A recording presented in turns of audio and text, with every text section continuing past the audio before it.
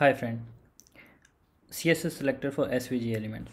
Okay, so previous lecture was like little lengthy and confusing. Let me make it this one very easy and short. Very first thing, it is not like XPath. Like for XPath we have a different syntax for SVG elements. In case of CSS selector there is no difference. For SVG elements, SVG elements supports the standard CSS selector format. So we need not to learn anything separately for SVG element. Just that, yes, you should be aware about that. Whenever you inspect any element, you should know that that element is the SVG element.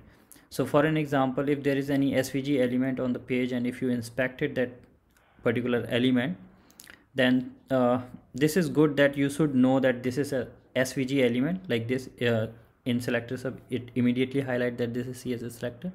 But if you want to write a CSS selector for SVG element, the standard format, standard formula, if class is there, then dot class, if ID is there, hashtag ID, if nothing is there, like yes, you know that tag name, immediately you can start typing that tag name. So here if it is not finding unique, so now you have learned that how to write the with the parents and everything. So is SVG space, and then you know that. And here you can use those formulas, like if you want with attributes and something like that. So yes, that you can do it here.